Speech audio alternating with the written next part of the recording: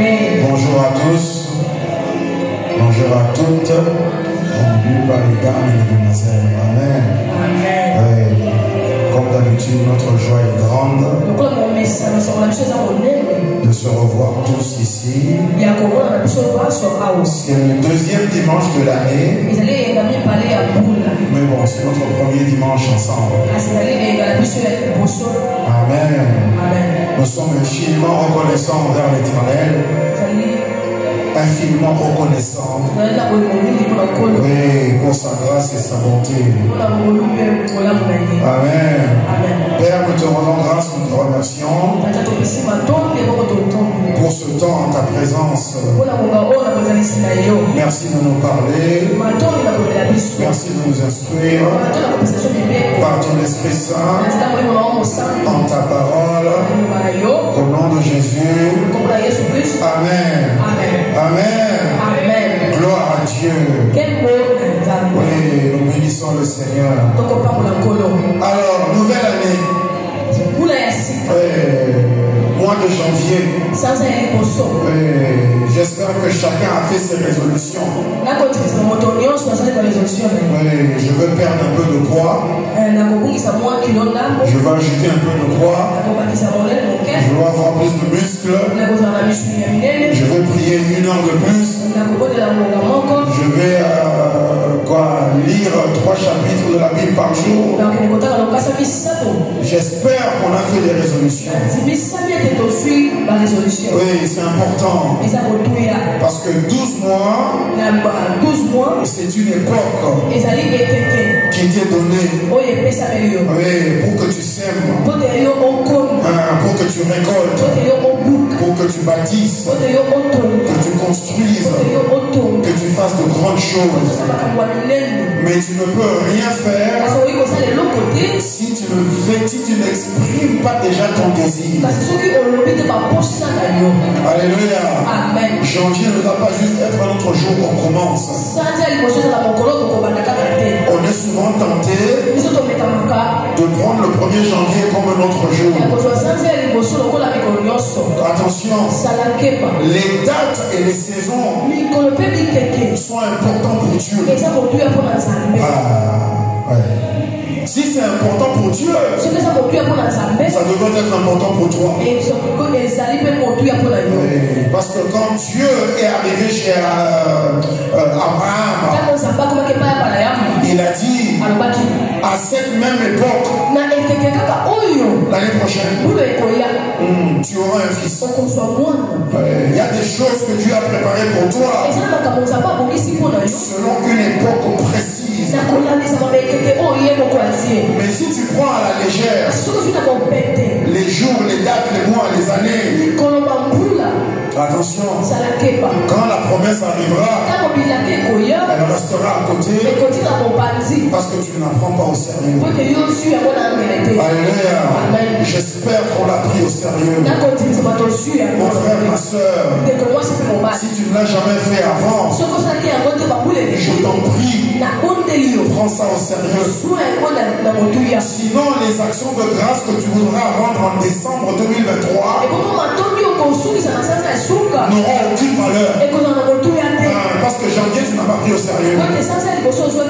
Février non plus. Non, on rend des actions de grâce quand, comme les enfants d'Israël, on a traversé la mer Rouge.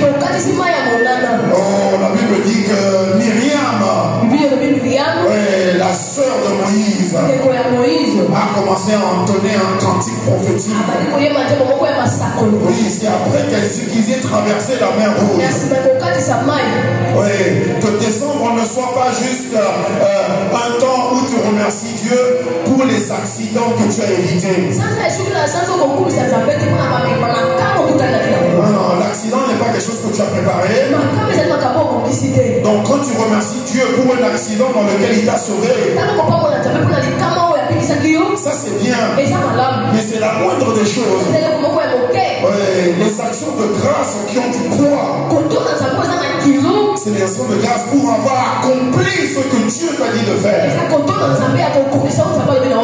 C'est la prière de Jean 17. Alléluia. Prenez votre vie au sérieux. Vous êtes encore très jeune. À part papa et moi. Vous êtes encore très jeune. Prenez la vie au sérieux. Parce que les 22 ans que tu as aujourd'hui, un jour tu vas les chercher. Et tout ce que la vie te présentera, c'est ce que tu auras semé et récolté à 22 ans. Ouais, donc si maintenant tu ne plantes rien, à 45 ans, tu chercheras quelque chose. La vie te donnera ce que tu lui avais donné. Et ce sera rien. Prends ta vie au sérieux. Prends janvier au sérieux. Prends 2023 au sérieux. Amen. Alors nous allons parler sur la sagesse. La sagesse. Oui, le mois de janvier, c'est le mois de la sagesse. La Bible dit c'est par la sagesse qu'une femme bâtit sa maison. Oui, la Bible dit que le monde a été établi par la sagesse. Et la terre affermie par l'intelligence. Ce qu'on voit aujourd'hui, les cieux, les étoiles, la lune, le soleil, c'est par la sagesse que Dieu l'a fait. Alléluia. Ce que tu espères pour 2023, la foi est nécessaire. L'espoir, l'espérance est nécessaire. La confiance est indispensable. Mais c'est par la sagesse que tu vas bâtir. Alléluia. Alléluia. Chaque année est une époque de construction. Alléluia. C'est en janvier qu'il faut faire attention à ce qu'on fait. Alléluia. C'est en janvier qu'il faut faire attention. Ouais, parce que c'est maintenant qu'on commence à bâtir. La partie la plus importante d'une construction, c'est le fondement. C'est la fondation. Oui, on voit souvent des bâtiments ici à Kinshasa. Et même ailleurs. La fondation a été mal faite. Et après, tu as le mur qui commence à être tordu. Tu as le pilier qui prend une autre forme. Et tu as la fenêtre qui devient oblique. Ouais, parce que le fondement n'a pas été bien fait. Suivez-moi, laissez nous porter, ne vous inquiétez pas. Regardez-moi, ne regardez pas là. Alléluia. Le Seigneur bâtit en mettant l'importance sur le fondement. C'est en janvier que tu places le fondement de 2023. Les confessions de foi sont importantes. Jacques a dit, la foi est morte si elle n'a pas d'œuvre. Tes confessions de 2023 ne sont que des paroles dans l'air si on ne voit pas les œuvres. Or les œuvres c'est pour bâtir. J'espère que tu sais à quoi est-ce que ta vie doit ressembler en décembre 2023. J'espère. Si tu ne l'as pas fait, maintenant le Seigneur te réprimande. Oui, et il te dit, ne laisse pas cette journée terminer sans que tu écris en détail ce que tu dois avoir et posséder en décembre 2023. Dieu a dit à Habakkuk, écris la vision, qu'elle soit claire. Comme ça, celui qui la verra, il pourra courir avec. On a parlé mardi. Non, jeudi, pardon. On a dit marcher, courir, sauter et s'envoler. Tu ne pourras ni marcher, ni courir, ni sauter, ni t'envoler si tu n'as pas de vision pour la vie. Il y a un temps pour crier. Il y a un c'est le temps pour réfléchir. Alléluia. Oui, papa et moi nous savons qu'il n'y a pas un âge où tu ne planifies pas. Tu dois même planifier ta mort.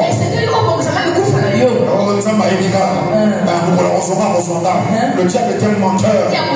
Comment penses-tu laisser un héritage à tes enfants si tu n'as pas préparé le jour de ton départ? Oh,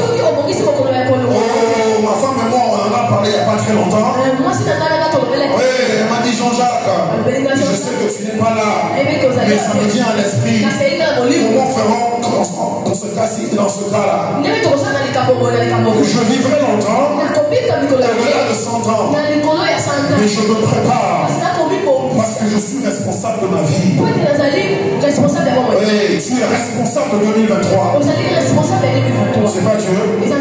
Dieu est responsable de la saison. Toi, tu es responsable du temps que tu passes sur terre. Alléluia. La sagesse. La sagesse, c'est l'intelligence.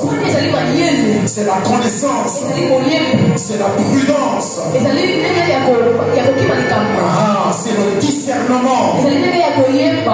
Et c'est la discrétion. Oui, celui qui n'est pas discret, il n'est pas sage. Tu racontes ta vie à tout le monde. Tous tes rêves, tous tes sentiments, toutes tes paroles prophétiques. Tu étales tout pour tout le monde. Tu n'as pas de sagesse. Alléluia. Alléluia. Et il y a une définition dans le dictionnaire que j'ai aimé. Ça dit en théologie, la sagesse c'est le discernement dans les choses de l'ordre surnaturel. Oh, j'aime bien ça. Oui. C'est l'intelligence dans les choses du surnaturel. C'est la discrétion dans les choses surnaturelles. C'est la connaissance dans les choses surnaturelles. Donc un homme sage, c'est quelqu'un qui a la connaissance. Mais en même temps que la connaissance, il a aussi la discrétion. Oh, c'est pour ça que Jésus a dit, la Bible le dit, soyez prompts à écouter, mais lent à parler.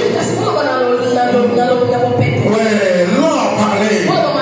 Ouais, celui qui est sage a les oreilles grandement ouvertes, mais il a la bouche fermée.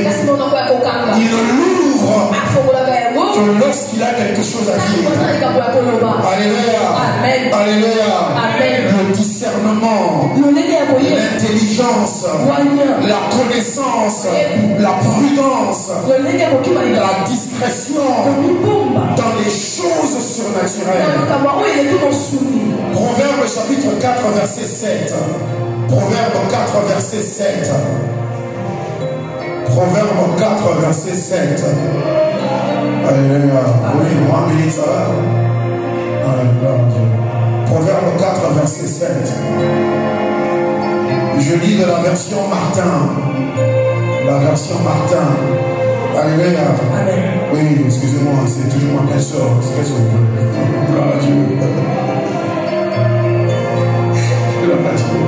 Alléluia. Proverbe 4 verset 7.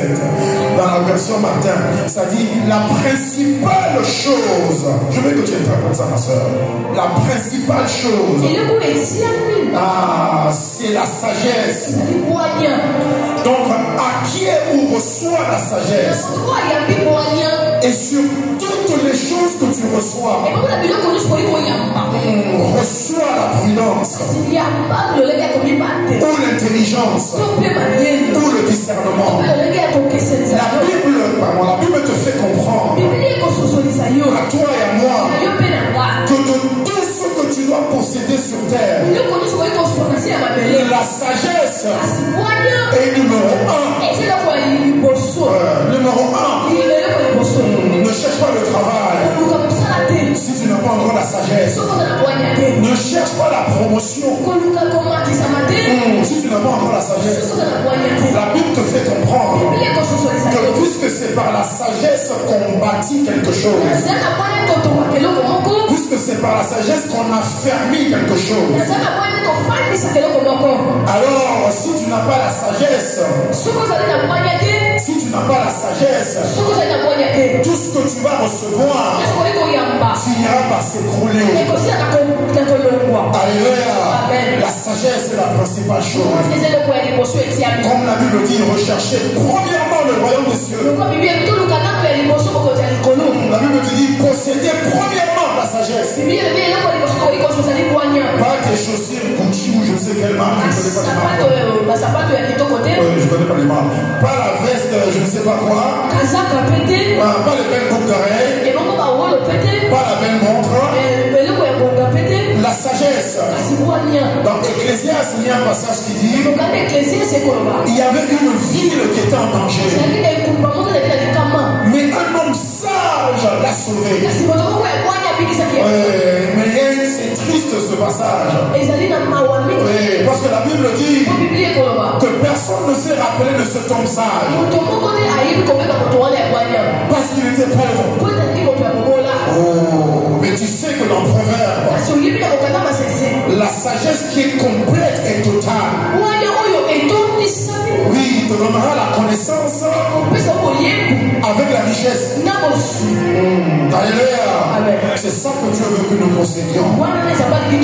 Alors on va commencer d'abord par définir la sagesse. Quelques petites notes. Quand on parle de l'amour, l'amour ça se voit dans la nature de Dieu. Quand on parle de la foi ça se voit dans les méthodes de Dieu. Quand on parle de la sainteté, la sainteté se voit dans le caractère de Dieu. Dieu est saint. C'est son caractère. Il est saint. Toujours saint. 3 fois saint. Alléluia. Quand on parle de la sagesse, la sagesse se voit dans les œuvres de Dieu. Ta sagesse, ma sagesse, c'est pas dans tes paroles, c'est dans tes œuvres. Tu veux connaître ma sagesse, regarde mes œuvres. Je veux connaître ta sagesse, je regarderai tes œuvres. Pas ce que tu me dis. Tout le monde peut dire des belles paroles. Tout le monde peut faire des belles promesses. Comme certaines personnes qu'on a rencontrées. Ils ont fait toutes les belles promesses à moi. Mais quand j'arrive aux œuvres, ma soeur, c'est le contraire. Alors c'est quoi la sagesse? Ce qu'il a dit ou ce qu'il a fait? C'est les œuvres. Alléluia. Alléluia. Dans 1 Corinthiens chapitre 2 versets 6 à 16. 1 Corinthiens 2, 6 à 16.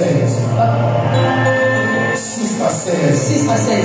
Oui, je dois le lire. Cependant, c'est une sagesse que nous prêchons parmi les parfaits. Sagesse qui n'est pas de ce siècle, ni des chefs de ce siècle qui vont être anéantis. Nous prêchons quoi?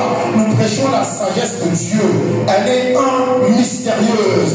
Dieu, elle est cachée. Que Dieu a caché avant les siècles, il a destiné pour notre gloire à nous. Sagesse qu'aucun des chefs de ce siècle n'ont connu. Car s'ils avaient connu ces sagesses, ils n'auraient pas crucifié Christ. Alléluia.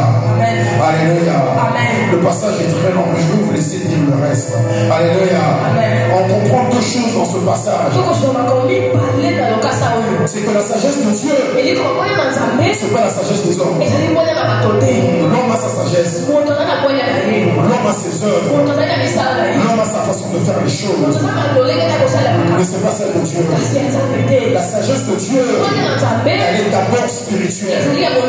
Parce que le passage en bas, dans 1 Corinthiens 2, 6 à 16, ça nous fait comprendre que la sagesse de Dieu est une chose spirituelle. Que seul l'homme spirituel peut recevoir. La sagesse de Dieu. Et ça pour vous la terre. Non, c'est pas ça la sagesse de Dieu. C'est pas ça la sagesse de Dieu. La sagesse de Dieu se reçoit dans ton esprit. Quelqu'un va me dire, tel homme là, il est intelligent. C'est pas la sagesse de Dieu. Oui, ce que nous on appelle souvent intelligence, c'est juste la capacité à mémoriser. Mais c'est pas l'intelligence. Celui qui sait faire le calculus. Le calculus en mathématiques.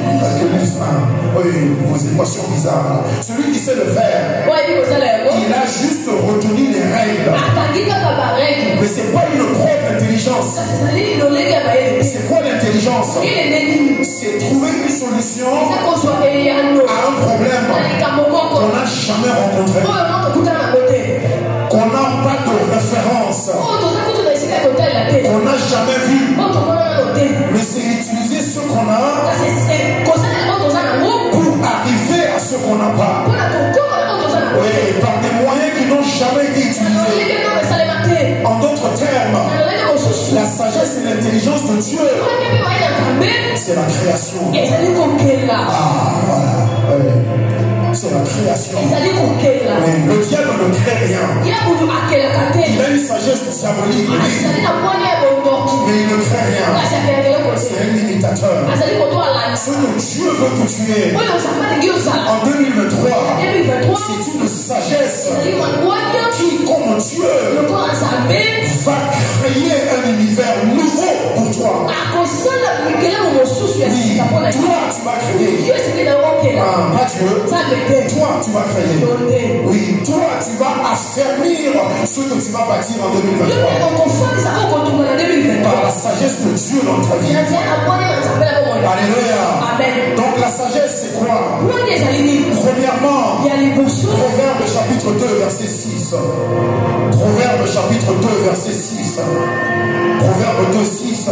Car l'Éternel donne la sagesse. De sa bouche sortent la connaissance et l'intelligence. Alléluia. Oui, vous allez remarquer qu'à CIP, c'est pratiquement toutes les prédications. On revient toujours à deux choses principales. Oui, un, c'est la parole. Deux, vous verrez, c'est l'esprit. Parce que sans la parole ni l'esprit, on n'a pas de témoin. Sans témoin, on n'a pas Christ. Alléluia. Donc la sagesse, c'est quoi? C'est la parole écrite de Dieu.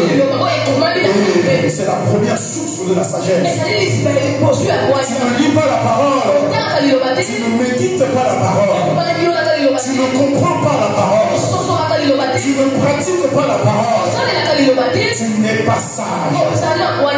Et quand tu n'es pas sage, la Bible appelle celui qui n'est pas sage un insensé.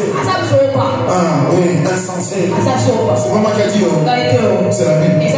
Je dis, bah, pasteur a venu quand merci beaucoup. C'est pas moi. C'est la Bible. Oui, quand tu ne lis pas la Bible, mon frère, ma soeur, ok, je suis pressé, je vais à tel endroit. Oui, je vais lire ça demain. Je suis désolé.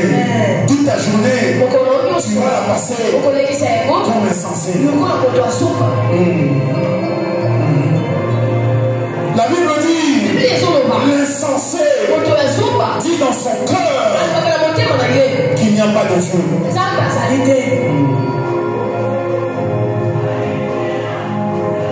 La Bible dit, celui qui renonce à une faute, mais qui retourne après, est un insensé qui est comparable à un chien qui a vomi et il revient manger son vomi.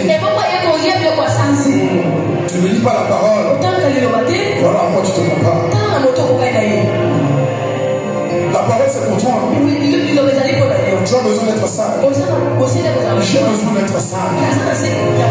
J'ai fait trop de bêtises, trop d'erreurs. J'ai mal jugé les choses.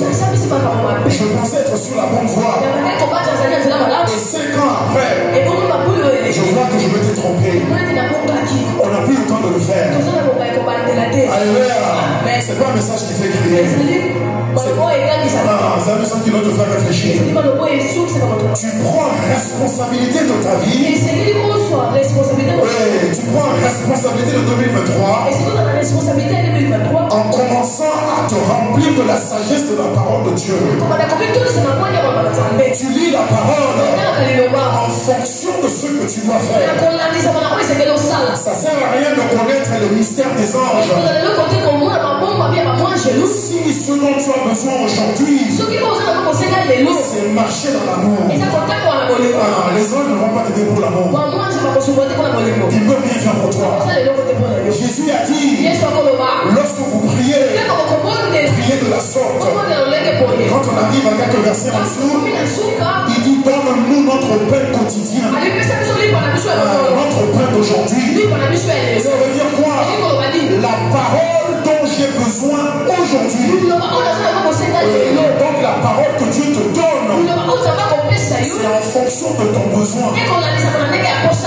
Quand tu lis la Bible, c'est en fonction de ton besoin. Le besoin de mon frère Réma n'est pas le même que mon besoin à moi. Frère Réma aura bientôt 18 ans. Moi j'aurai bientôt 48 ans. On n'a pas les mêmes besoins. Frère Réma est célibataire. Et il le restera jusqu'à son mariage. Amen. Moi je ne suis pas célibataire. Je suis marié. Frère Réma n'a pas d'enfant. Et il n'en aura qu'avec sa femme à son mariage. Amen. Moi j'ai 4 enfants. Mon premier fils est plus âgé que le frère Réma. Ses besoins à lui et mes besoins à moi ne sont pas les mêmes. Jésus a dit, je suis la vraie manne. Oui, qui est descendu du ciel. Le pain quotidien, c'est Christ. Ça veut dire sa parole. Mais cette manne-là, elle est différente aujourd'hui. Oui, elle est différente pour toi et pour moi aujourd'hui. La main que Dieu te donne, c'est en fonction de tes besoins. La main que Dieu me donne à moi, c'est en fonction de mes besoins. Mais je dois aller dans les Écritures. Je dois désirer la parole. Je dois chercher dans les Écritures. Mes 2 premiers fils sont en train de grandir. Ce sont de grands hommes. C'est une période de transition. Il faut faire attention. Parce que les parents ont fait souvent l'erreur. On pense que l'enfant est têtu.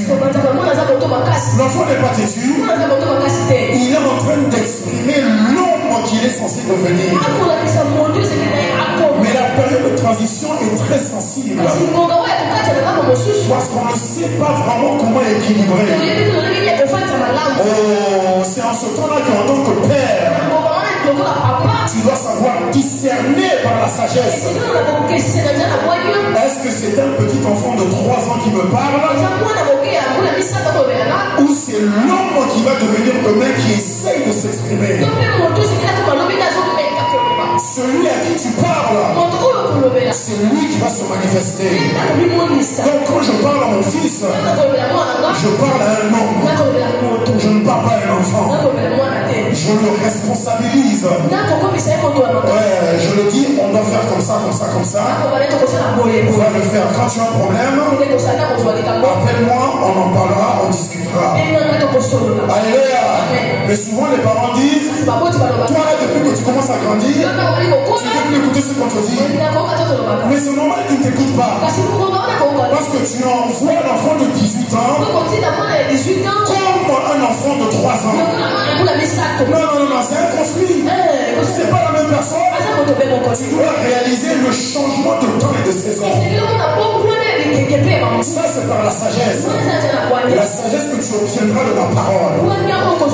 J'ai parlé de mon cas. Le cas de mes soeurs est différent. Le cas de moi est différent.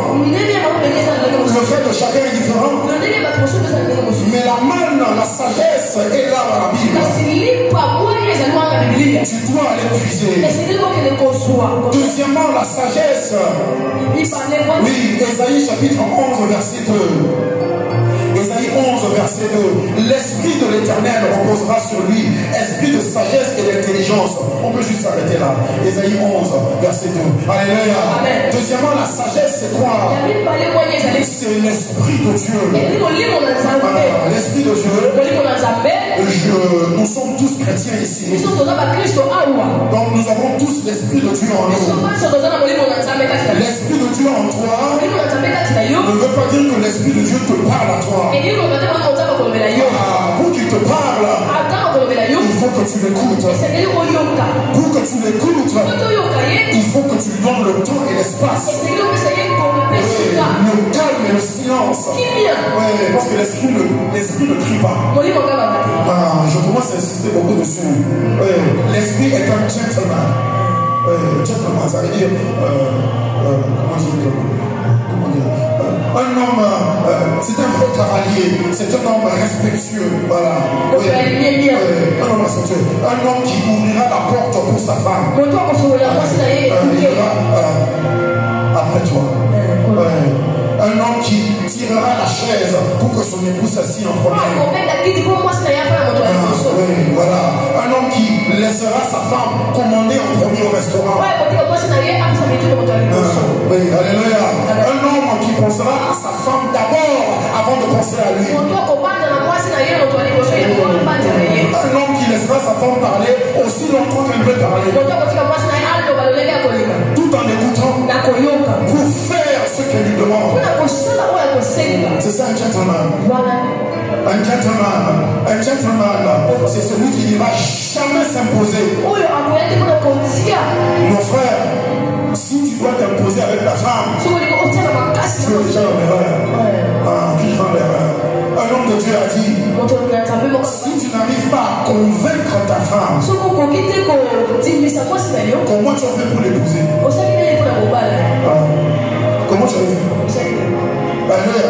Oh, le Saint-Esprit vient pour te convaincre, jamais pour s'imposer. Il te laissera la place pour que tu t'assises et tu dois t'asseoir. Il te demandera ce que tu veux et tu dois lui parler. Tu dois lui exprimer les désirs de ton cœur. Tu dois lui faire confiance. Tu dois l'entendre quand il te parle et tu dois savoir que ce qu'il te dit, c'est pour ton bien. Tu dois le retenir. Tu dois le faire parce que tu veux être sa joie. La Bible dit, n'attristez pas le Saint-Esprit. Voilà, une femme a le pouvoir de rendre un homme fort et costaud comme un bébé qui pleure parce qu'il n'a pas eu son petit jouet. Ça c'est quoi? C'est comme ça que tu as créé les choses. Ouais, tu penses que tu es fort? Attends le jour où ta femme te dira un mot.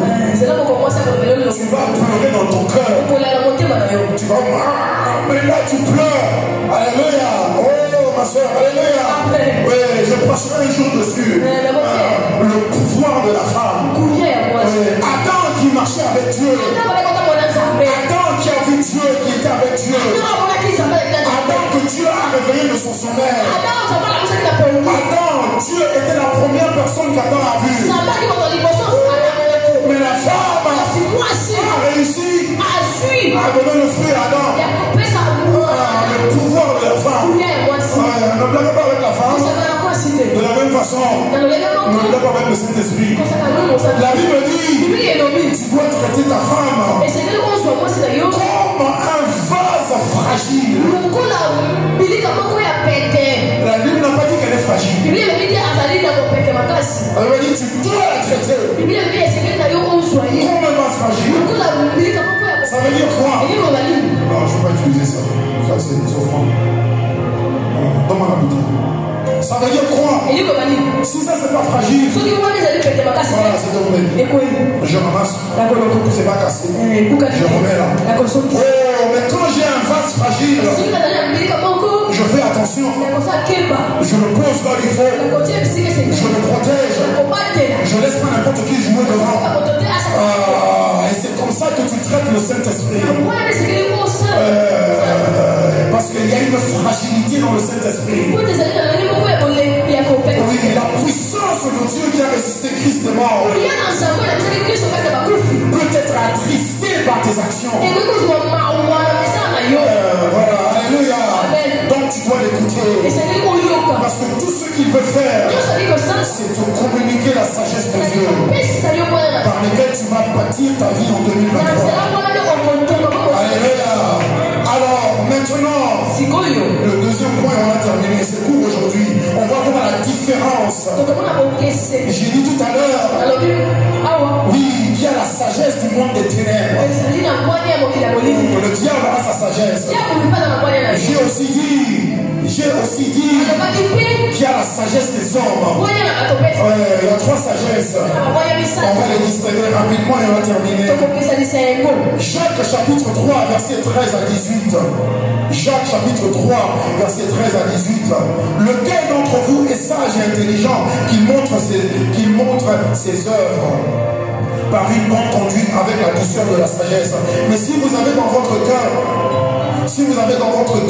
un zèle amer, un esprit de dispute, ne vous glorifiez pas et ne mentez pas contre la vérité. Cette sagesse n'est point celle qui vient d'en haut, mais elle est terrestre. 1. Charnelle. 2. Diabolique. 3. Car là où il y a un zèle amer, l'amertume, le dispute, les rancunes et un esprit de dispute, il y a du désordre et toutes sortes de mauvaises actions. La sagesse d'en haut est premièrement pure, pacifique, modérée, conciliante, pleine de miséricorde et ainsi de suite. Alléluia. Amen. Alléluia. Amen. Il n'y a que sagesse. Il y a une sagesse d'en haut. S'il y a une sagesse d'en haut, c'est qu'il y a une sagesse d'en bas. Alléluia. Oui, 2023, tu dois choisir quelle sagesse avec laquelle tu vas bâtir. On a vu, je devrais écrire le passage biblique, c'est en Proverbe. Si quelqu'un peut le trouver pour moi, où on dit que c'est par la sagesse que Dieu a fondé les cieux et c'est par l'intelligence qu'il a fermé la terre. Un truc comme ça. Alléluia. Alléluia. Donc il y a une sagesse d'en haut, une sagesse d'en bas. Oui, et c'est toi qui choisis. C'est toi. Aucune de nous ne va s'imposer. La Bible dit dans Proverbe 3, 4 ou 5 que la femme étrangère, elle se tient à la rue. Elle s'est fait très belle. Et elle appelle les gens qui passent dans la rue. Elle dit venez dans ma maison. J'ai préparé toute bonne chose. J'ai arrangé mon lit. J'ai tout arrangé. Venez avec moi. On passera un moment merveilleux ensemble. Mais de la même façon, la Bible dit la sagesse se tient sur la montagne. Et la sagesse ici elle crie. Et elle dit tous les hommes, toutes les femmes qui manquent d'intelligence, venez à moi. Je veux vous donner ce qui est plus valable que l'or. Donc la sagesse d'en haut et la sagesse d'en bas, les deux sont en train d'appeler. Les deux appellent tous les jours, chaque instant, tout moment, sans arrêt, sans se reposer, tout le temps. Gauche, tu choisis à tout moment. Alléluia. La Bible dit dans Jacques que la sagesse d'en bas, elle est premièrement, elle est terrestre. La sagesse d'en bas, elle est terrestre. La Bible n'a pas dit elle est humaine. Elle a dit elle est terrestre. Elle est de la terre. Qu'est-ce que ça veut dire? Luc chapitre 4 verset 5 à 7. Luc 4, 5 à 7. Le diable ayant élevé Jésus, donc il le montra en un instant tous les royaumes de la terre et lui dit, je te donnerai toute cette puissance et la gloire de ce royaume, car elle m'a été donnée à moi et je la donne à qui je veux. Si donc tu te prosternes devant moi, elle sera toute à toi. Alléluia. Alléluia. C'est quoi la sagesse de la terre? C'est quoi la sagesse qui est terrestre? C'est l'orgueil de la vie. L'orgueil de la vie. Alléluia. L'orgueil de la vie, c'est le système qui a été créé sans l'implication l'application de Dieu. Rappelez-vous Genèse chapitre 11. Oui, le célèbre Nimrod. Oui, la Bible dit tous les peuples de la terre parlaient une seule langue. Alors ils se sont dit, rassemblons-nous, devenons une nation, bâtissons une tour qui va atteindre le ciel. Créons un nom pour nous-mêmes. Et ainsi on ne sera pas dispersé. Dieu est descendu.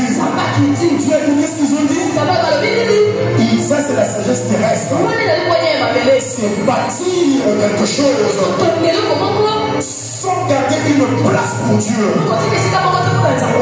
Faites très attention. Ne pense jamais à une carrière. Si Dieu n'est pas le premier dans ta carrière, ne pense même pas à un mariage. Si Dieu n'est pas le premier dans ton mariage, alléluia. La sagesse terrestre, c'est la sagesse qui prend la terre et qui construit quelque chose, mais qui ne reconnaît pas le créateur de la terre, qui ne laisse pas de place. Et dit non, ça moi-même je sais. On dit mon frère, prions un peu pour ça. Alors remettez ça entre les mains du Seigneur. On a besoin de prier. Les trucs ouverts, on peut y aller. La Bible dit il y a un chemin qui semble être droit à l'âme. Tout est bon, tout est parfait. Il y a un projet qui semble être meilleur que tous les autres. Il y a quoi? Il y a un rêve qui semble être le plus grand et le plus beau. Mais la fin de ce rêve-là, c'est la mort. Pourquoi la mort? Où est-ce qu'il y a la mort?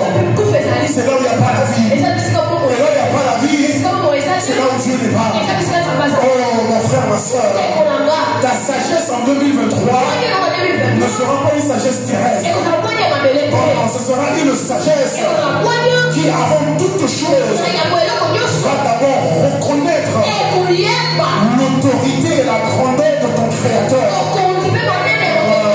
Je ne me suis pas fait moi-même. Les gens qui disent, une expression, lui là il est autodidacte. Il n'a pas d'autodidacte. Parce que quand tu avais appris à lire, c'est pas toi qui avais écrit le livre que tu as lu. Alors comment tu es autodidacte? Donc toi tu ne savais pas lire, tu as pu écrire un livre par lequel tu t'es appris comment lire. N'importe quoi. Personne ne s'est fait lui-même. Dieu a dit l'homme est la tête de la femme dans le mariage. L'homme est la tête de la femme. Le mari. Mais la Bible dit ceci, que l'homme est tiré de la femme. Tu ne peux jamais dire non, tu es toujours inférieur à quelqu'un. La Bible dit sur le mariage, mari et femme, soumettez-vous l'un à l'autre. Tu dois le reconnaître. Quand tu ne reconnais pas ceux qui sont au-dessus de toi, tu es en train de pousser Dieu à côté. Et la Bible te met en garde. Parce que même toute bonne chose que tu espères faire pour Dieu, mais si tu n'as pas mis Dieu en premier, alléluia, si tu n'as pas mis Dieu en premier, la fin de cette bonne chose que tu as commencé, ce sera la mort. J'avais parlé un peu de Judas une fois. J'avais dit comment est-ce que son intention n'était pas de tuer Jésus. Il voulait juste faire une affaire, avoir un peu d'argent, et aussi permettre à Jésus de discuter un peu avec les pharisiens. C'est un peu de résoudre toutes vos disputes. Mais sa bonne action a fini par la mort. Parce qu'il n'a pas compris que lorsque tes pensées ne sont pas conformes à la parole de Dieu, oui, ce sont les pensées des hommes. Donc, de manière ultime, ce sont les pensées du diable. Alors, ta sagesse ne sera pas terrestre. Tout ce que tu bâtiras, ça sera avec Dieu. Ça sera par Dieu. Ça sera pour Dieu. Ça sera en Dieu. Au nom puissant de Jésus-Christ. Tu dis, je ne désire rien Si ce n'est pas ce que Dieu me donne, je ne veux pas, ne m'offre rien du tout en 2023. Si ce n'est pas ce que Dieu me dit, mon fils, ça c'est pour toi. Quelle que soit la beauté, comme Lucifer a fait à Jésus, il a dit tiens, tous les royaumes, au frère Moïse, on te dit, je te donne ce restaurant. Je signe encore aujourd'hui. Le restaurant vaut $250 000. Je te le donne. Prends-le. Oh, tu as dit d'aller prier avant. On va prier. La femme te dit pour d'aller prier avant. Alléluia. Parce qu'il y a des choses que Lucifer va t'offrir. Mais c'est un piège pour détruire ta destinée. Il faut faire attention. Oui, le diable, quand il vient pour te tuer, il ne vient pas avec l'épée pour te tuer. Quand le diable vient pour te tuer, il vient te présenter ton repas que tu aimes le plus souvent. La chose pour laquelle tu as un penchant naturellement. Ce qui fait partie de tes désirs les plus profonds. C'est ça qui va te présenter. Mais tu dois faire comme Christ. Tu dois reconnaître la pensée de ton Créateur. Et ça, c'est la sagesse qui se manifeste par le discernement. Tu dois savoir reconnaître. Est-ce que cette chose, c'est de Dieu ou pas? Au nom de Jésus-Christ. Alors, deuxièmement, la Bible dit que cette sagesse d'en bas, elle est charnelle. Oui, elle est charnelle. Jacques chapitre 1, verset 13 à 15. Jacques 1, 13 à 15. Que personne, lorsqu'il est tenté, ne dise c'est Dieu qui me tente. Car Dieu ne peut être tenté par le mal et il ne tente lui-même personne. Mais chacun est tenté quand il est premièrement attiré, deuxièmement amorcé par quoi? Sa propre convoitise. Puis la convoitise, lorsqu'elle a conçu, enfonce le péché et le péché consommé donne la mort. Alléluia. Oui. La deuxième sagesse d'en bas, c'est la sagesse charnelle. Et ça, c'est quelle sagesse? C'est la convoitise. Pour ça, il y a une chose. La convoitise. La convoitise, c'est quand tu désires quelque chose que tu ne dois pas avoir, ou ce n'est pas le temps que tu es. Alléluia. C'est ça la convoitise de la chair. Oui, la convoitise de la chair. Peut-être un homme qui va aller prendre une femme qui n'est pas sa femme. La convoitise de la chair, ça peut aussi être un homme qui veut devenir premier ministre alors que ce n'est pas encore le temps. Alléluia. C'est important. Le Seigneur te dit, fais attention à ton corps. Quand on parle de convoitise de chair, on aime souvent voir, on pense à l'impudicité. On pense à l'adultère. On pense au vol et ce genre de trucs. Il y a pire que ça. Il y a pire que ça. Il y a pire que ça, mon frère, ma soeur. Il y a la sagesse. C'est-à-dire un système de pensée qui veut s'implanter dans ton corps. Le système de pensée, c'est ce qui dirige, contrôle ton application à ton portable. Qui contrôle le portable. Oui, parce que le système de pensée n'a pas besoin de la force pour te contrôler. Voilà ce que le diable fait. C'est pour ça que la Bible dit que nous luttons non pas contre la chair et le sang, mais c'est contre les raisonnements, contre les forteresses mentales. Oui, contre toute pensée qui s'élève contre la connaissance de Christ. Oui, parce que ce que le diable veut, c'est pas te tuer tout de suite. Ce qu'il veut, c'est d'abord te contrôler. Or, pour te contrôler, c'est par ta pensée. Pour avoir ta pensée, c'est par la sagesse qui est charnelle. Mon frère, ma soeur, pour ceux qui se disent oh, j'ai commis tel péché, c'est pas grave, tu vas me pardonner. Attention, le danger du péché, Le danger du péché, c'est pas que Dieu ne va pas te pardonner. Dieu t'a déjà pardonné. Depuis la croix, tout péché que tu commettras jusqu'au retour de Christ, le pardon est déjà donné. C'est quoi le danger du péché? Le danger du péché, c'est que par la convoitise de la chair, la sagesse charnelle est en train d'entrer dans ta pensée pour reprendre tout le moteur de ton cerveau. Et maintenant c'est ta pensée qui va allumer le moteur de l'impudicité. C'est la sagesse charnelle qui va allumer le moteur pour mentir. Et c'est là que tu entends les gens qui disent j'ai pas envie de le faire. Mais dès que ça m'arrive à la tête, je ne peux plus me contrôler. C'est la forteresse que le diable a bâtie à l'intérieur. Parce que par la forteresse du raisonnement, le diable arrive à s'étendre dans une famille. Le parent commence à contaminer son enfant avec son esprit de colère. Je sais que vous le connaissez, ce genre de famille.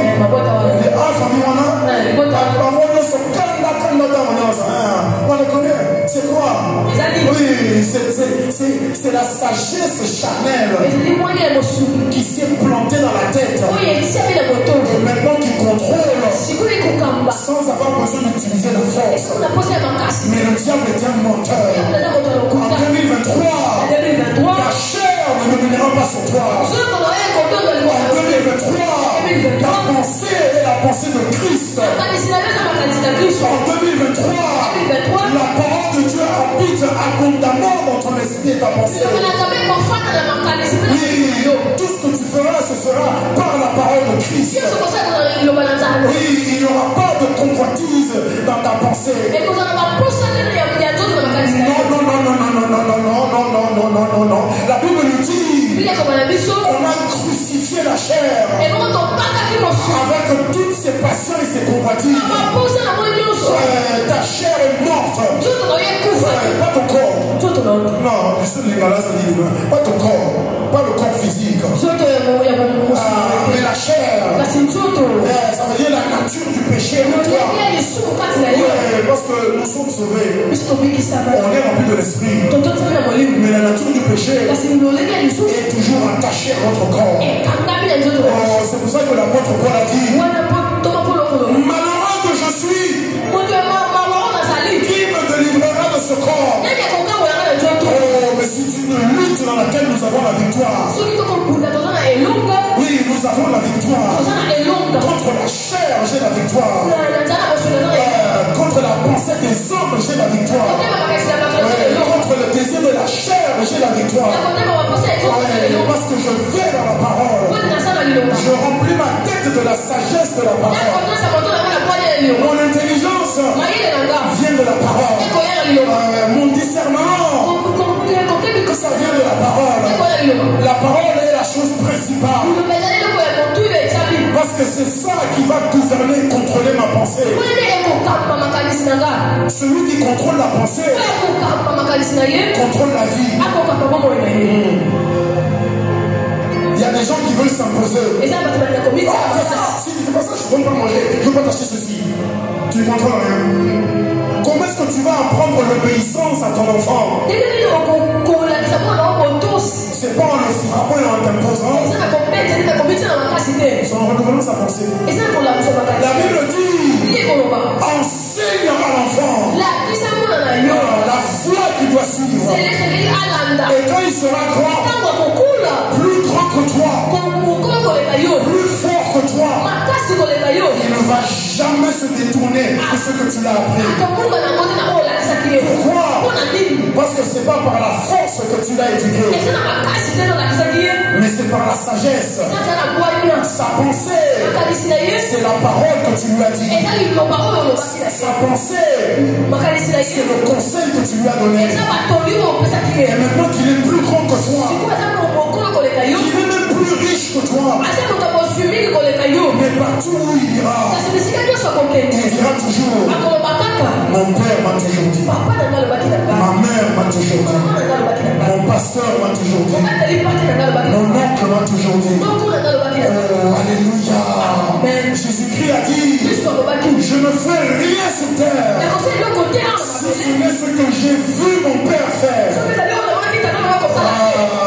Tu n'imites pas les autres, tu imites ton Père céleste. Mon Père biologique à moi, il disait, vous n'avez pas mon caractère. Arrêtez ces bêtises là. Vous avez le caractère de Christ. C'est pas je suis comme papa, je suis comme maman. Non, tu es comme Christ. C'est la nature que tu dois avoir. Il n'y a pas de ceci. Non, papa veut dire nous sommes des Benayos. Il n'y a pas de non, Benayos. Alléluia. Son nom Mukishi, ça veut dire fantôme. Mukishi, c'est fantôme. Mukishi. C'est son nom, son prénom, c'est fantôme. C'est fantôme. Papa a dit, c'est Mukishi Wayes. Tout, ça te ramène à Christ. Et maintenant, moi, je suis grand comme ça. À quoi est-ce que je vais penser? Tout ce qu'on a mis dans ma tête, ce n'était que ça. Même quand je m'éloignais, j'entendais la voix qui répétait dans ma tête. C'est ça que le Saint-Esprit fait dans ton esprit. Tous les jours, il te parle. Il te répète la parole de Christ. La Bible dit, aujourd'hui, si vous entendez sa voix, n'endurcissez pas vos cœurs. Comme ceux qui étaient au désert. Non, que ton cœur soit un cœur de chair. Pas chair par la convoitise. Non, chair par la soumission. Reçois ces paroles. C'est la sagesse qui te donnera. Il sera le moteur cerveau de toute ta vie en 2023. Ta vie sera téléguidée. La télécommande de ta vie, c'est la parole de Dieu. Alléluia. Tu n'auras pas besoin de te battre. Tout vient naturellement. Si tu prends la télécommande, tu commences à taper, il y a un problème. Soit c'est pas la bonne télécommande, ou c'est pas les bons piles, ou c'est la télécommande qui est morte. Donc il faut changer quelque chose. Mais avec le Saint-Esprit, on ne force rien. Tout est naturel. La Bible parle du Saint-Esprit comme des rivières d'eau de vie. L'eau coule. Ça coule. Ça ne se bat pas. Ça coule. Le Saint-Esprit t'amènera à couler en 2023. Là où les gens se battent et résistent, toi par la sagesse de Dieu dans ta vie, au moyen du Saint-Esprit, tu ne feras que couler. Et troisièmement, nous avons la sagesse qui est diabolique. Ça, vous pouvez le lire dans Éphésiens chapitre 6, 11 à 12. Ça parle du royaume des ténèbres et ça le décrit. Ça parle des dominations, des autorités, du prince de ce monde et des esprits méchants dans les lieux célestes. Alléluia. Alléluia. Oh, ce ne sont pas les esprits qui viendront t'inspirer. La Bible dit que toute écriture est inspirée de Dieu. Ton inspiration en 2023, ça viendra du Saint-Esprit qui te parle. Ne dis pas je suis trop jeune. Samuel en a parlé ça 4 ou 5 ans. Tu as beaucoup plus que 4 ou 5 ans. Il est temps que tu entendes la voix de l'Éternel. Pas toujours aller courir chez ton grand frère pour lui poser des questions. Va demander à Dieu pour toi-même. Parce que sa conviction à lui n'est pas ta conviction à toi. Quand on est petit, on est enfant, on marche non selon sa vue à soi-même, mais on marche selon la foi de ses parents. Mais quand tu arrives à l'âge adulte, tu dois développer ta foi à toi-même. Donc tout ce qui est esprit impur dans les lieux célestes aura aucun pouvoir sur toi. Dans le nom puissant de mon Seigneur Jésus-Christ. Et la Bible ensuite va décrire la sagesse qui vient d'en haut. Ça dit probablement que cette sagesse elle est pure. Oui, ça veut dire sans mauvaise pensée ni intention. Oui, ça c'est dans Proverbe Psaume 12 verset 7. Oui, les paroles de Dieu sont des paroles pures, un argent éprouvé sur terre au creuset et 7 fois épuré. Alléluia. Ensuite, ça dit que la sagesse de Dieu, la sagesse d'en haut, la sagesse qui est en toi, elle est pacifique. Oui, ça veut dire qu'elle te donne la paix et la prospérité. Ouais, c'est par cette sagesse que tu vas vivre en 2023. Tu seras un homme, une femme de paix. Tu seras un homme, une femme de prospérité. Ça veut dire qu'il ne manque rien dans ta vie. Et tout ce que tu as dans ta vie, tout fonctionne parfaitement. Oui, ça c'est dans Proverbe chapitre 3 verset 17. Ouais. Proverbe 3 17. Ensuite ça dit que la sagesse en haut, elle est modérée. Oui, ça c'est dans Romains chapitre 2 verset 4. Romains chapitre 2 verset 4, ça dit: méprise-tu les richesses de sa bonté, de sa patience et de sa longanimité, ne reconnaissant pas que la bonté de Dieu te pousse à la repentance. Qu'est-ce que ça veut dire? La sagesse modérée, ça veut dire une sagesse équilibrée, une sagesse stable, une sagesse ferme.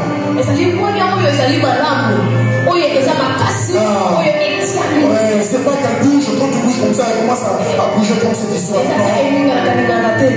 elle est debout, elle est stable. Oui, elle est ferme. Elle ne chancelle pas. Elle est modérée. Elle est équilibrée. Oui, ça c'est le discernement et la discrétion. On sait quoi dire, quand le dire, à qui le dire et comment le dire. On est équilibré. Alléluia. Tu ne seras pas une personne qui gaspille ses paroles en 2023. Non, tes paroles sont chères. Tes paroles contiennent la vie. Jésus a dit: ne jetez pas vos perles parmi les cochons. Tes paroles ne seront pas gaspillées en 2023. Tu l'as dit sur Samuel. Qu'aucune de ces paroles n'est tombée sur le sol sans produire le résultat. Dans le nom puissant de Jésus-Christ, en 2023, les paroles que tu prononces par la sagesse du Saint-Esprit ne tomberont pas à terre sans germer. Ce que tu diras s'accomplira. Quand tu diras à cette montagne: ôte-toi de là, la montagne va lever son pantalon et elle va se mettre à marcher. Ta parole. La Bible dit que à la parole du prophète Élie, il n'a pas plu pendant 3 ans. Oui, 3 ans. C'est pas Dieu qui avait dit à Élie de prononcer la sécheresse. Regarde dans la Bible, Dieu ne l'a jamais dit à Élie. Mais Élie, rempli de la connaissance de l'esprit, a pris la parole en face d'un juge, d'un roi méchant et pécheur. Et il a prononcé pour Dieu le jugement de Dieu sur terre. Ça, ce sont les clés du royaume qui t'ont été données. Ta parole ne sera pas gaspillée. En face de l'injustice, tu déclareras la justice de Dieu. C'est toi qui vas corriger ça. En face de la souffrance, tu vas déclarer la prospérité. Là où il y a un désert, tu commanderas au courant d'eau de couler là. À la parole de ta bouche. L'apôtre Jacques nous dit que Élie était un homme comme toi et moi. Mais c'est pas vraiment correct. Il n'est pas un homme comme toi et moi. Parce qu'Élie n'avait pas l'Esprit Saint en lui. Ma frère, ma soeur, Élie n'avait pas l'Esprit Saint en lui. Mais toi, tu as la puissance qui a ressuscité Christ est mort. Oui, cette puissance qui agit en toi. Alors la parole que tu prononces, c'est la parole que Dieu lui-même prononce. Alors tu diras la situation et elle t'obéira. Elle ne discutera pas. Parce que tu es rempli de l'esprit et tu parles par la sagesse de l'esprit. Tes paroles ne sont pas des paroles d'ordre. Ce n'est pas des paroles de sentiment. Ce n'est pas des paroles de convoitise. Ce n'est pas des paroles terrestres. Tu ne cherches pas ton intérêt. Mais tu établis le royaume de Dieu sur terre. Le royaume de paix, tu l'établis dans le Congo. Le royaume de justice, tu l'établis dans le Congo. Le royaume de joie, tu l'établis au Congo. La richesse et l'abondance, c'est toi qui l'établis au Congo. L'ordre public, c'est toi qui l'établis au Congo. Va chercher ce démon de Kuluna. C'est un esprit impur. Oui, quand la tête ne veut pas réfléchir, elle ouvre la porte. C'est là que le diable vient entrer. Tu as un enfant qui ne pense même pas comme un animal. Même le chien sait qu'il doit faire attention. Même le chien est prudent. Mais on a des jeunes enfants ici au Congo, complètement dépourvus de sens. Ce sont les enfants démoniaques qu'on voit dans le Nouveau Testament. La Bible dit le Père a amené son Fils aux disciples de Christ. Et il a dit priez pour lui. Parce qu'il y a un démon qui entre en lui. Le démon le prend, le jette dans le feu. Le démon le jette dans l'eau. Ça, c'est ton esprit de Kuluna. C'est pas avec tes études de sociologie et je ne sais quoi d'autre que tu vas renouveler sa pensée. Tu ne peux pas la renouveler avec la sagesse humaine. La Bible dit qu'il faut les armes spirituelles. Les armes spirituelles. Ouais, ce n'est qu'avec les armes spirituelles que tu vas briser et faire écrouler les forteresses et la sagesse diabolique qui est entrée dans la tête de nos enfants. Ce sont nos enfants. Parce que l'enfant qui fait des bêtises, un jour, peut-être que son chemin va croiser celui de ton enfant. Le Libanon, ça leur arrive à eux. Nous nous sommes bien. Nous avons un moteur. Tu es la lumière du monde. Ta lumière n'est pas pour t'éclairer toi. C'est pas pour ça que vous avez la lumière. La lumière, c'est pour éclairer le monde. Tu dois aller sauver ces Kuluna. Commençons à prier pour eux. Toutes les réunions de prière qu'on fait les nuits et je sais pas. Dites-moi quel est le jour où tu as vu un grand panneau où ça dit 7 jours de prière pour enchaîner l'esprit de Kuluna. Toujours, oh Dieu va te prospérer. Oh, les 7 clés pour la page, je ne sais quoi. Oh, Dieu te donnera ceci. Mais tu ne penses même pas à ton pays que tu traverses là. On fait le culte, hein. Il y a des gens qui courent comme je ne sais quoi. Et on voit moi qui vont dans la même direction. Voilà, je vous ai dit, c'est ma belle-sœur, vous vous ah oui, voilà. Alléluia. Alléluia. Oui, alléluia. Voilà comment on va se croiser avec eux. Et tu vas me dire que je veux venir à l'église. Vous savez, ça est dans la vie d'un naïf. Vous savez, ça est dans la vie d'un naïf. Et le coup, on va dehors. Qui va prier pour lui? Son papa, et son père est déjà mort. Sa maman, peut-être qu'elle ne connaît pas Christ. Il est seul au monde. Il n'a personne. Il est comme cet handicapé. Devant la piscine dans le temple. Devant la piscine dans le temple. C'est pas qu'il est loin de Dieu. Il habite là à côté de l'église. Mais quand tu sors, tu ne le regardes jamais. Comme le pauvre handicapé devant le temple. Moi je pars à l'église. Tu te fais toute belle. Tu te fais tout beau. Tu mets tes plus belles chaussures. Ton plus beau costume. Avec ta Bible. Tu vas à l'église. Tu as le pauvre mendiant qui est là devant la porte. Mais tu le passes. Je tombais dans la présence de l'Éternel.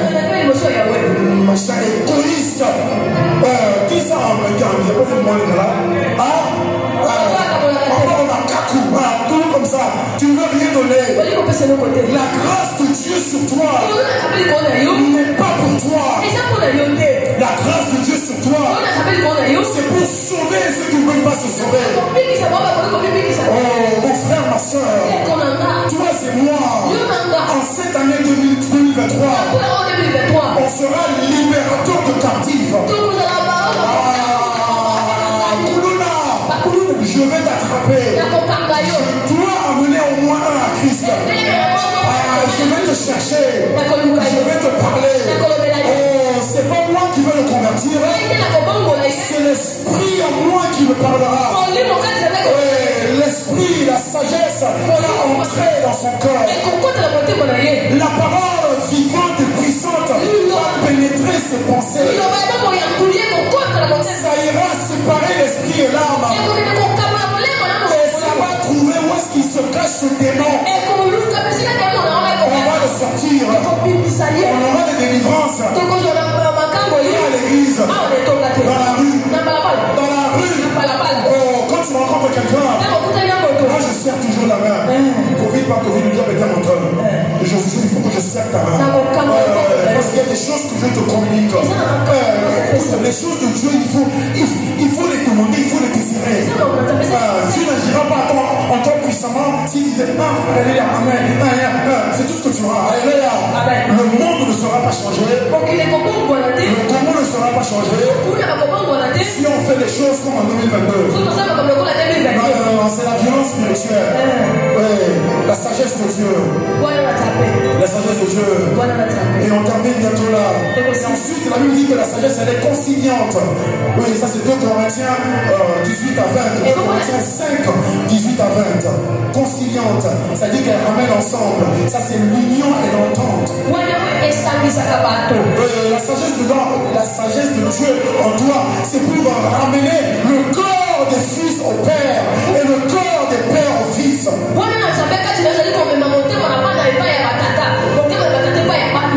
tu n'as pas un corps qui vient diviser. Tu ne viens pas séparer les amis. Tu ne viens pas séparer les couples. Non, parce que à toi a été confié le ministère de la réconciliation.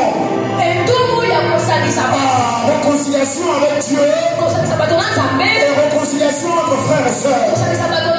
Oui, parce que nous avons évité le péché de Caïn. Le frère est toujours fatigué et fâché avec son frère. La sœur est fâchée avec sa sœur. Ah, ma sœur divine. Oui, elle sait de quoi je parle. Le reste n'a pas besoin de savoir. Alléluia. Le diable était menteur. Nous sommes les ambassadeurs de Christ. Et c'est quoi notre mandat? C'est quoi notre mandat? C'est la réconciliation. Réconcilier à Dieu et se réconcilier l'un à l'autre. Pas de division. On dit non à la division. Quel que soit le prix qu'il faut payer, on va le payer. On va le payer. Christ a tout payé. Toi aussi tu dois tout payer. Alléluia. Et ensuite, avant-dernier, la sagesse qui vient d'en haut, elle est pleine de miséricorde. Oui, pleine de miséricorde. Et ça c'est le même passage encore de Corinthiens 18 à 20. Oui, miséricorde c'est la bonté et la grâce. Pleine de bonté. La sagesse en toi, c'est toujours pour faire du bien à tout le monde. Que les gens abusent de ta générosité ou pas, toi tu vas toujours faire du bien. Quand ils abusent de ta générosité, c'est Dieu lui-même qui va les écarter. Et un jour ils vont te chercher, mais tu ne seras pas là. Mais il y a quelqu'un qui recevra miséricorde de toi et qui sera sauvé par ta miséricorde. Au nom de Jésus-Christ. Et ensuite, c'est une sagesse. La sagesse d'en haut, elle produit de bons fruits. Le fruit, c'est l'amour. L'amour qui contient tout. Proverbe 10, verset 5. Proverbe 10, 5. Celui qui amasse pendant l'été est un fils prudent. Celui qui dort pendant la moisson est un fils qui fait honte. Et Proverbe 20, chapitre 4. Proverbe 24.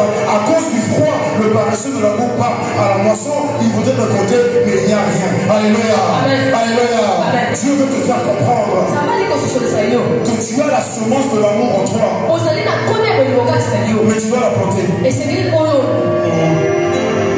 Ne dis pas il fait froid. Il pleut. La pluie forte. Il n'y a pas de route. Alors je ne peux pas semer. Ecclésiaste me fait comprendre. Sème le matin, sème à midi, sème le soir, sème en tout temps. Parce que tu ne sais pas qu'est-ce qu'il produira.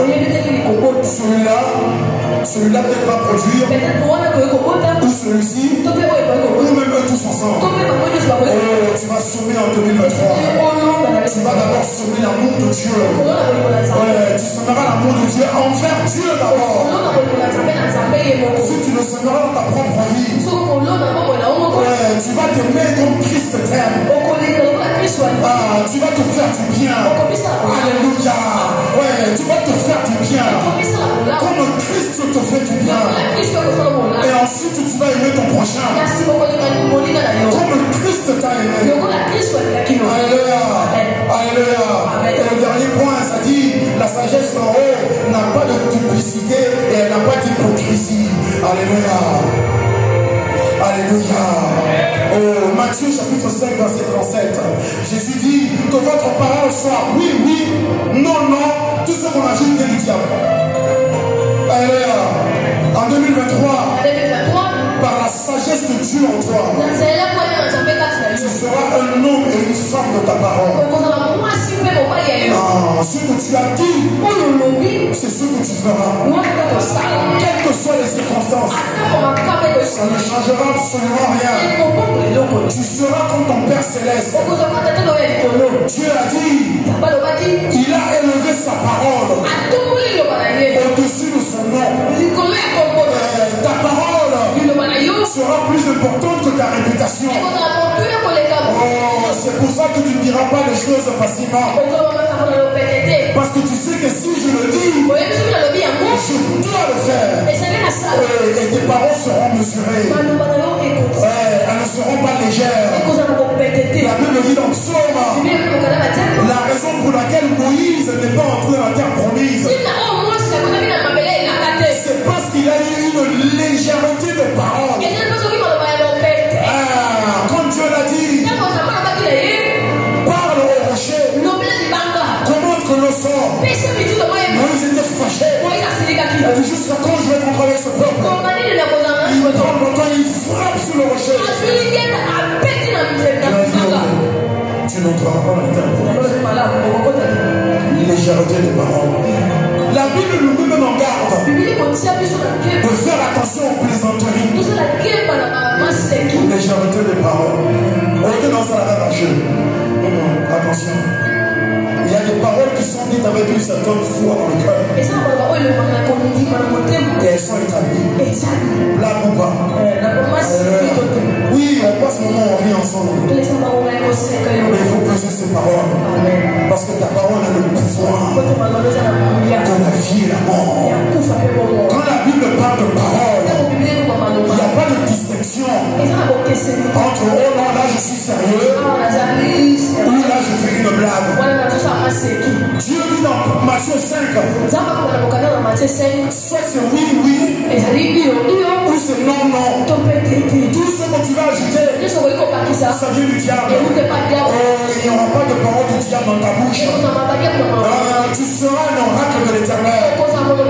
Tu prononceras la promesse de Dieu telle qu'elle est dite dans la parole. Dans le nom puissant de notre Seigneur Jésus-Christ. Alléluia. Alléluia. Alléluia. Oh, nous bénissons le Seigneur. Nous bénissons le Seigneur. Nous bénissons le Seigneur. Dieu est bon et merveilleux. Dieu veut que tu marches dans la sagesse. On va se mettre debout. Dieu t'appelle à marcher dans la sagesse. Et cette sagesse vient de sa parole. Oh, mon frère, ma soeur. Mon frère, ma soeur. Reçois la parole de Christ. Lis la parole de Christ. Médite la parole de Christ. Elle t'ouvrira les yeux. Elle te rendra plus sage que tes aînés. La Bible dit, malheureusement, n'est pas les cheveux blancs qui donnent la sagesse. C'est la parole de Dieu qui rend l'homme simple, intelligent. Donc aujourd'hui, tu vas recevoir cette parole. Et avec cette parole, le Réma et le Logos. Oui, tu feras ce que Dieu a fait dans Proverbes chapitre 3, verset 19. Oui, par ta sagesse en toi, tu vas fonder la terre. Tu vas fonder ta vie en 2023. Tu vas fonder ta famille en 2023. Tu vas fonder ta carrière, tes entreprises en 2023. Tu vas fonder tes études en 2023. Et par l'intelligence de Dieu en toi, tu vas affermir ta vie en 2023. Je veux que tu pries et que tu remercies le Seigneur. Parce que la sagesse, comme on vient de lire, tu l'as déjà en toi. Premièrement par l'Esprit Saint. Deuxièmement, tu l'as avec toi. Par la parole de Dieu. Mais les deux doivent être activés. Les deux doivent être utilisés. Parle à ton Seigneur. Dis-lui, Père, je marche dans la sagesse. 2023 sera distingué. Parce que comme le roi Salomon, je vais marcher dans la sagesse. Je vais juger avec intelligence. Tout ce que Dieu me confie, ce que tu me confies en 2023, Seigneur, je vais juger selon ta parole. Salomon n'était pas affecté par les émotions. Quand il fallait trancher entre les deux femmes qui se disputaient le bébé, il a prononcé un jugement qui n'avait pas d'émotion. Un jugement qui était divin et céleste. C'est quoi le jugement divin et céleste? C'est un jugement selon la parole de Dieu. C'est quoi un jugement selon la parole de Dieu? C'est pas de trouver le coupable ou le non coupable. Non, c'est de discerner les pensées et les motivations du corps. Oui, quand Salomon a dit couper l'enfant en deux, c'était pour discerner la pensée et la motivation de chacune des femmes. La femme qui aimait l'enfant a dit pardon, ne tuez pas l'enfant. Je préfère qu'il soit en vie, même s'il n'est pas avec moi. Mais l'autre a dit oui, tuez-le. Sinon je ne peux pas la voir. Elle aussi ne l'aura pas. Oh, par la sagesse de Dieu en toi, tu ne chercheras pas le coupable et le non coupable. Non, tu iras dans les profondeurs de l'esprit. Et tu verras la nature des choses là.